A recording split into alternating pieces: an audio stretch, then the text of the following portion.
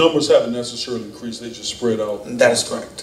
What is it going to take for those numbers to increase in terms of participation? What are some of the things you surmise needs to happen? We've got to get a sense of urgency about the elections. We've got to get a what does that mean? Well, we've got to make the connection between politics and our everyday life. That's where the rubber really meets the road. And I'll give you a quick example. Let's do it. I get my hair cut down at Dodge Park Barbershop. And they did a good job. Well, you know, it's time for me to go back again. But I get my hair cut down there. And, you know, I always like to engage the guys in the barbershop. And, you know, I talk to them and I says, you know, I'm running for office and here's why I'm running. And, oh, man, I don't vote. I said, well, you know, why don't you vote? Well, you know, if I register to vote, I might get called in on the jury. So I love that response. Then I say, well, why don't you want to be on the jury? No, man, I just don't want to be on the jury.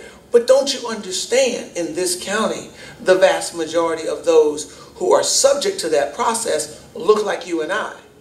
Unfortunately, you don't get a lot, well, in Prince George's County, you get a large population on the jury, but as it goes throughout the county, I mean, to other counties and throughout the state, you don't get a large African American population on the juries. And so what I tell them is, don't you want someone that looks like you to sit in judgment? To help decide your fate. To help decide your fate. But then I also tell them, I says, well, wait a minute. Now tell me again, you don't want to vote simply because you don't want to go on the jury. But let me share this with you. Well, what about politics? You know, why don't you want to choose those people who make laws for you? I don't care nothing about that. That doesn't affect me.